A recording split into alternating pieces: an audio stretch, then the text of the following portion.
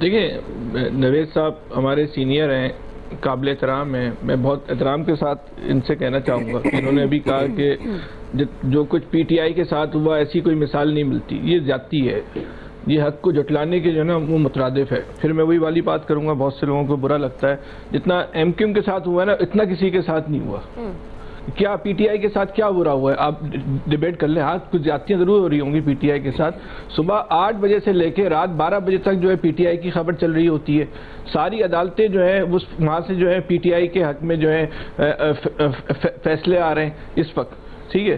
سارے کے سارے اداروں میں جو ہے پی ٹی آئی کی جو ہے کھلم کھلا جو ہے وہ لابنگ ہو رہی ہے، اور پھر یہ کہنا ہے کہ جتنا پی ٹی آئی کے ساتھ ہوا اتنا کسی کے ساتھ نہیں ہوا، یہ تھوڑا سا جو ہے نا ناانصافی ہے اور حقائق کو جو ہے جھٹلانے کے مترادف ہے۔ ہاں ہم یہ کہہ سکتے ہیں جتنا ریاست کے ساتھ جو ہے پی ٹی آئی نے برا کیا ہے اتنا کسی سیاسی جماعت نے نہیں کیا۔ بتائیں پاکستان کی کس سیاسی جماعت نے جو ہے وہ ریاست پہ حملہ کیا، آئی ایس آئی کے دفاتر پہ حملہ کیا، کور کمانڈر کی رہائش گاہ، کور کمانڈر کے بیڈ روم میں گھس گئے؟ کون سی سیاسی جماعت ہے؟ کوئی ایسی مثال ہے جس کو ہم بتا سکیں کہ ایسا کوئی ماضی میں کسی سیاسی جماعت نے کیا؟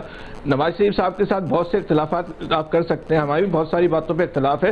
نواز شریف صاحب نے ریاست کے خلاف کہا تھا تو یہی کہا تھا نا کہ باجوہ صاحب میری حکومت گرانے کے تھے، ان کو آپ نے جا کے کہاں کھڑا کر دیا؟ لیکن یہ کہنا کہ پی ٹی آئی کے ساتھ بہت زیادتی ہوئی، یہ تھوڑا سا جو ہے نا بہت غلط ہو جائے گا۔ آپ کیا اس وقت ایم کیو ایم کی خبر چلا سکتے ہیں؟ آپ ایم کیو ایم کے حق میں کوئی عدالتیں فیصلے حق میں دانا سنیں چھوڑیں، ان کے کیس کی سماعت کرنے کو بھی کوئی عدالتیں جو ہیں وہ تیار ہیں؟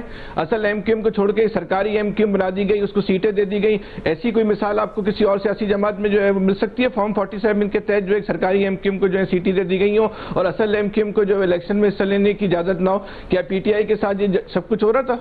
نہیں ہو رہا تھا نا ایسا کچھ۔ تو پھر اس بات کو کوئی تقابلی جائزہ نہیں ہے پی ٹی آئی کا کہ کس کے ساتھ جو زیادتیاں ہوئی ہوں گی پی ٹی آئی کے ساتھ، جتنا ریلیف لیکن پی ٹی آئی کو ملا ہے پاکستان کی سیاست میں، پاکستان کی سیاست میں اتنا ریلیف سرکاری سطح پہ، غیر سرکاری سطح پہ اور میڈیا کی سطح پہ کسی سیاسی جماعت کو نہیں ملا۔ تاریخ کا سبق ہے کہ اس سے کوئی سبق نہیں سیکھتا۔ اگر بیرسٹر گوہر کی بات کو مان لیں تو پھر رؤف حسن صاحب کیا کہہ رہے تھے؟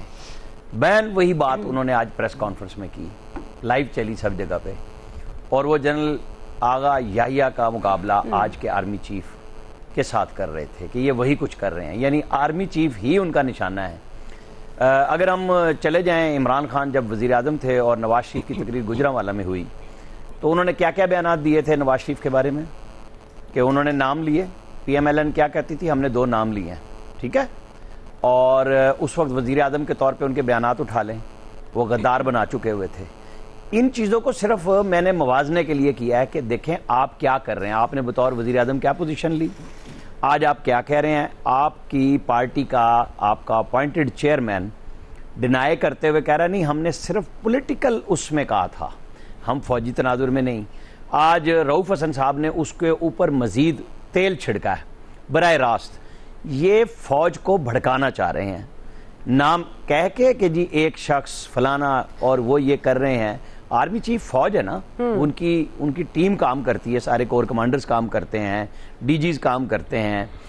یہ مسلسل پی ٹی آئی کی طرف سے جو ابھی بات ہو رہی تھی نا کہ دیوار پہ لگی ہوئی ہے، اور 9 مئی پہ یہ جو فوجی دفتر تھے، جو میس تھے، جو ایئر بیس تھے، ان کی دیواروں پہ کیا کوئی دوسرے لوگ آ گئے تھے؟ کوئی مخلوق اور تھی جو نظر نہیں آ رہی تھی؟ جو پی ٹی آئی کے لوگ تھے ان کو کسی نے بھیجا تھا یا وہ خود بخود فالس فلیگ آپریشن کرنے کے لیے موقع پہ موجود تھے؟ یہ جو اب دوبارہ بم مارا انہوں نے فوج کے اوپر حمود الرحمان کمیشن والا، اور 3 دن بعد ان کو سمجھ آئی کہ یہ تو دیکھیں نا عمران خان کے ٹویٹر ہینڈل سے چیز جا رہی ہے، اس کو پی ٹی آئی کا آفیشیل میڈیا لے رہا ہے، پھر اس کے اوپر پوری ٹرولنگ ہو رہی ہے اور وہ ڈیلیٹ نہیں ہوتی، اس کی وضاحتیں آ گئی کہ بھئی بنے گا کیا ہمارے ساتھ۔